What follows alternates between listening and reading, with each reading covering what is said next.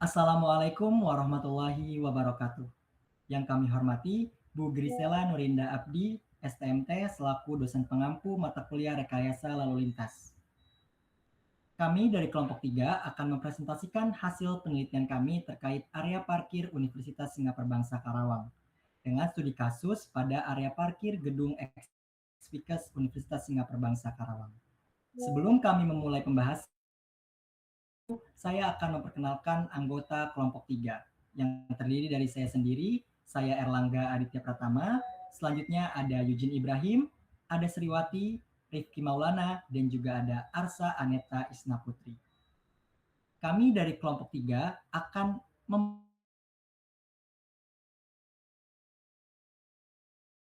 fasilitas parkir gedung Ekspikes Universitas Singapura Bangsa Karawang. Dari diagnosis existing menuju visi gedung bertingkat.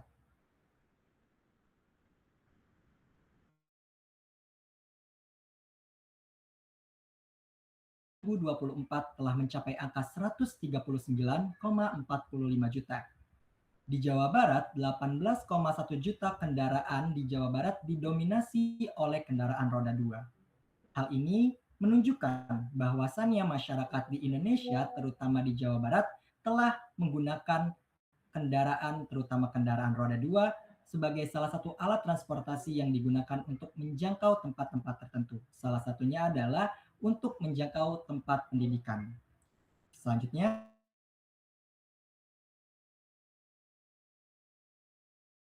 kita kampus atau perguruan tinggi adalah generator penjalanan utama.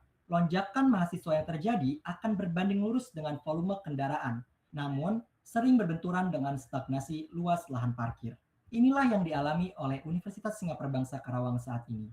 Saat ini, Unsika telah memiliki lebih dari 5.000 mahasiswa, di mana mayoritas mahasiswa menggunakan kendaraan, terutama kendaraan roda 2, untuk menuju ke kampus. Akan tetapi, kampus atau Universitas Singapura Bangsa Karawang tidak mampu untuk menyediakan lahan parkir yang mencukupi untuk seluruh mahasiswa Unsika. Maka dari itu, kami kelompok 3 akan menganalisis sebagaimana harusnya kampus menyediakan ruang parkir bagi seluruh mahasiswa dan juga merekomendasikan tempat yang nyaman untuk dijadikan ruang parkir di Unsika sebagaimana mestinya. Pada penelitian kali ini, kami melakukan penelitian dengan lokasi di gedung Ekspikes Universitas Singapura Bangsa Karawang.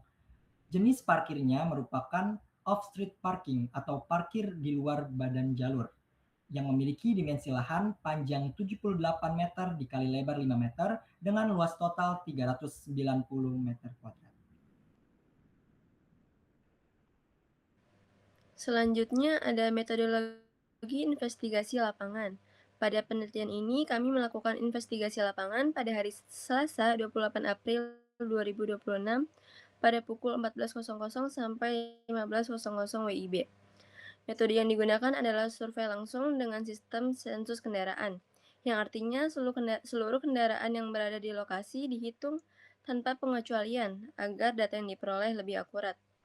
Di awal pengamatan terdapat 223 kendaraan yang sudah berada di area parkir sebagai kondisi awal.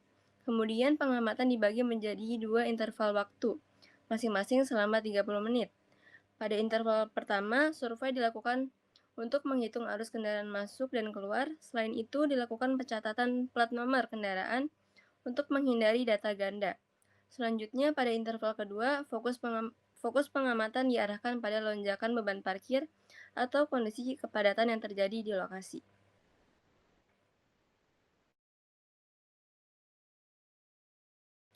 Hasil utama investigasi parkir.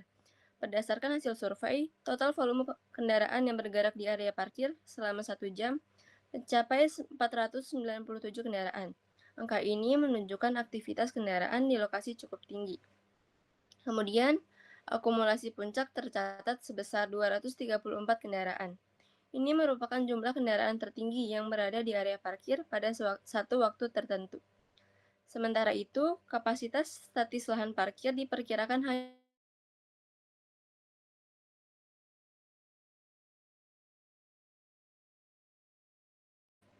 Dari perbandingan kapasitas dan jumlah kendaraan, diperoleh indeks parkir sebesar 90%. Nilai ini menunjukkan bahwa area parkir sudah mendekati kondisi penuh atau berada pada ambang batas kritis kepadatan. Selanjutnya, anatomi penumpukan kendaraan. Pada interval pertama, yaitu pukul 14.00 sampai 14.30, jumlah kendaraan masuk sebanyak 14 kendaraan, sedangkan kendaraan keluar sebanyak 22 kendaraan. Karena kendaraan keluar lebih banyak dibandingkan kendaraan masuk, maka arus bersifat negatif, sehingga kondisi parkir sedikit lebih longgar. Pada saat itu, akumulasi kendaraan berada di angka 215 kendaraan. Namun, pada interval kedua, yaitu pada pukul 14.30 sampai 15.00, terjadi perubahan signifikan. Jumlah kendaraan masuk meningkat menjadi 23 kendaraan, sedangkan kendaraan keluar hanya 4 kendaraan. Artinya, arus masuk hampir 5 kali lebih besar dibanding arus keluar. Kondisi ini menyebabkan terjadinya lonjakan akumulasi kendaraan hingga mencapai 234 kendaraan dan memicu kepadatan atau bottleneck pada area parkir.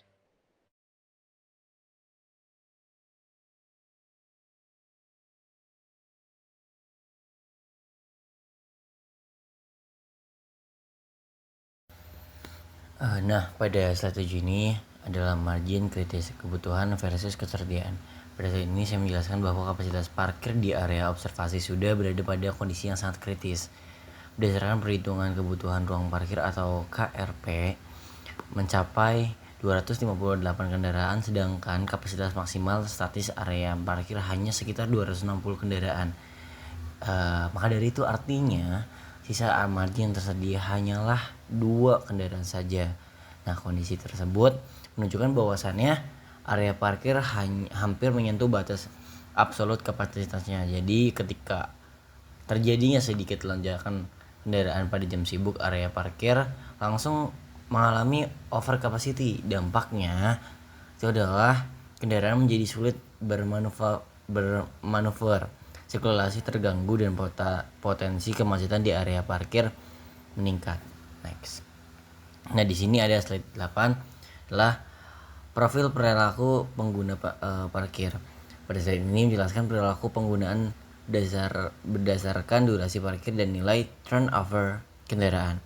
Dari hasil observasi, mayoritas kendaraan parkir lebih dari satu jam. Artinya, sebagai besar pengguna cenderung menetap di parkir itu cukup lama di area parkir. Betul.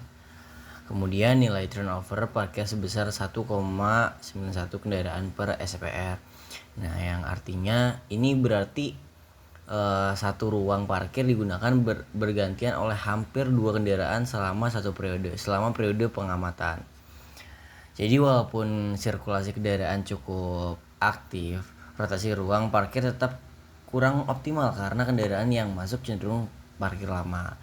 Akibatnya, kendaraan yang baru itu akan mengalami kesulitan mendapatkan ruang kosong sehingga terjadinya defisit ruang rotasi parkir. Di sini ada slide ke-9, itu adalah standar geometri ruang SPR. Pada saat ini ditampilkan standar geometri ruang parkir atau SRP untuk kendaraan roda 2 beserta perhitungan kapasitas teorinya. Di sini juga ada luas total area parkir yang dianalisa adalah 360 meter persegi, kemudian digunakan standar dimensi SRP motor sebesar 0,75 dikali 2 meter sehingga luas 1 SRP adalah 1,5 meter persegi. Dari perhitungan tersebut diperoleh kapasitas teoritis sekitar 260 kendaraan, namun angka ini merupakan kondisi ideal. Dalam penerapannya, kapasitas real di lapangan sangat dipengaruhi oleh kedisiplinan penggunaan, pola parkir kendaraan, serta kejelasan marka parkir yang tersedia.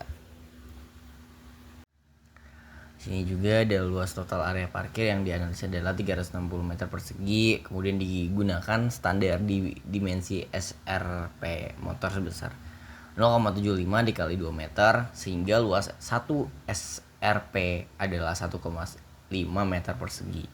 Dari perhitungan tersebut diperoleh kapasitas teoritis sekitar 260 kendaraan, namun angka ini merupakan kondisi ideal. Dalam penerapannya, kapasitas real di lapangan sangat dipengaruhi oleh kedisiplinan penggunaan, pola parkir kendaraan, serta kejelasan marka parkir yang tersedia. Selanjutnya ada diagnosing pola 2 tanpa struktur. Pada kondisi existing, area parkir merupakan menggunakan pola 2 sisi tanpa pengaturan yang jelas. Secara desain, kapasitas parkir hanya direncanakan untuk sekitar 152 kendaraan. Namun pada kondisi aktual, mampu menampung lebih dari 223 kendaraan. Hal ini menyebabkan terjadinya penumpukan kendaraan yang cukup padat. Selain itu, tidak adanya marka parkir membuat kendaraan memarkir kendaraan secara tidak teratur dan memakan area sirkulasi di tengah. Akibatnya, ruang gerak kendaraan menjadi sempit dan potensi kemacetan di area parkir meningkat. Jadi, dapat disimpulkan bahwa masalah utama pada kondisi existing adalah kurangnya pengaturan ruang dan ketidaksesuaian antara kapasitas desain dengan kondisi aktual di lapangan. Selanjutnya, reaksi berantai kepadatan parkir. Pada slide ini dijelaskan reaksi berantai yang terjadi akibat kepadatan parkir. Poin pertama yaitu penyebab, di mana di lapangan tidak terdapat marka parkir yang jelas sehingga pengendara tidak memiliki acuan posisi parkir yang sesuai. Poin kedua adalah perilaku pengendara. Karena tidak ada pengaturan yang jelas, banyak kendaraan diparkir di luar sudut dan jarak standar sehingga penggunaan ruang menjadi tidak efisien. Selanjutnya, masuk ke kondisi kritis. Ruang parkir yang tersisa menjadi sangat sedikit dengan tingkat kepadatan mencapai sekitar 90% dan margin ruang hanya tersisa untuk sekitar 2 kendaraan saja. Kemudian, dampak akhir terjadinya kemacetan sirkulasi pada jalur masuk dan keluar kendaraan, terutama saat jam sibuk sekitar pukul 14.30 sampai 15.00. Selanjutnya, ada matriks transformasi fasilitas parkir yang terdiri dari kondisi existing, solusi taktis jangka pendek, dan solusi strategis jangka panjang. Pada aspek kapasitas dan struktur, kondisi existing masih menggunakan satu lantai dengan kapasitas desain 152 kendaraan dan maksimum sekitar 260 penambahan kapasitas 20 kendaraan. Untuk solusi jangka pendek dilakukan penambahan kapasitas melalui efisien ruang parkir.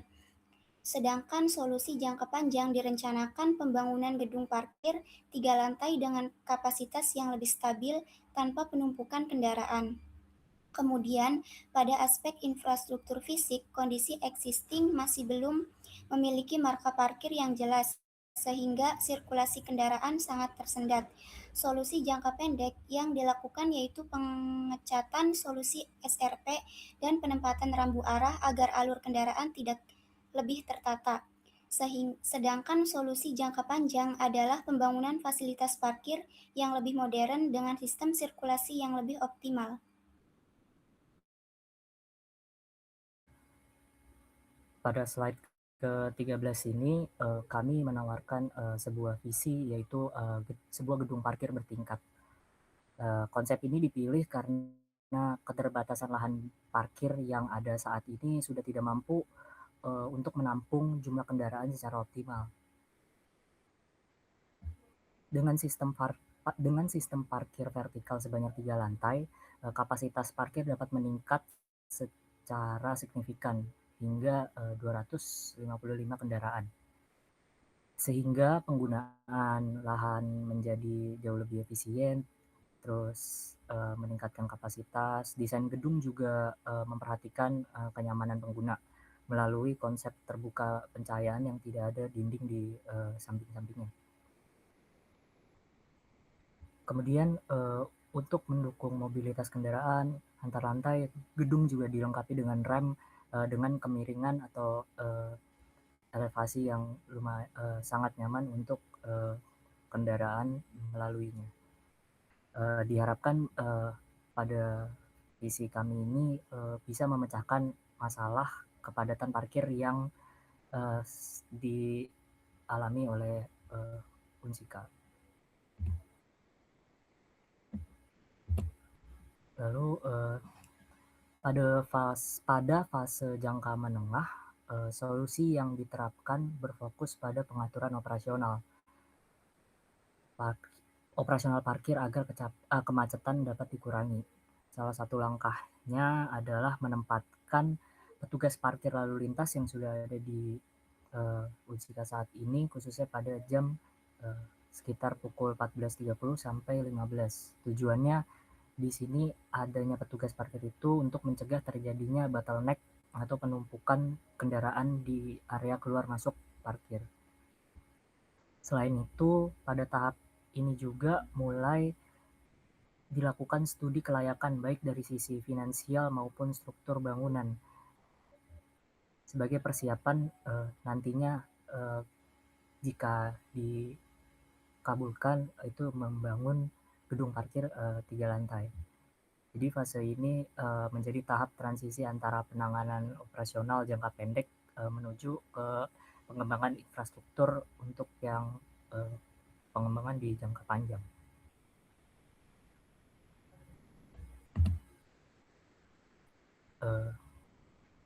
Sebagai penutup, dapat disimpulkan bahwa penataan ruang parkir bukan hanya sekedar menyediakan tempat kendaraan, tetapi juga berkaitan dengan rekayasa sirkulasi yang baik. Melalui pengaturan yang tepat, area parkir menjadi lebih efisien, nyaman bagi seluruh sivitas akademika di Unsika. Oleh karena itu, evaluasi dan pengembangan sistem parkir itu sangat penting untuk mendukung kelancaran aktivitas di lingkungan kampus, apalagi di gedung F yang X-Vickers itu sendiri.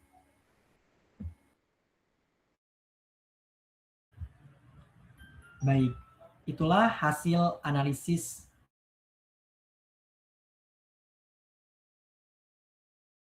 berikan terkait rekayasa ulang fasilitas parkir di Universitas Singapura Bangsa Karawang. Kami berharap dari penelitian kami ini dapat bermanfaat dan juga dapat digunakan untuk dan bagi pihak-pihak terkait untuk bagaimana nantinya dipergunakan di Universitas Singapura Bangsa Karawang. Kami ucapkan terima kasih atas perhatiannya. Kami dari kelompok 3 pamit undur diri. Sekian, terima kasih. Wassalamualaikum warahmatullahi wabarakatuh.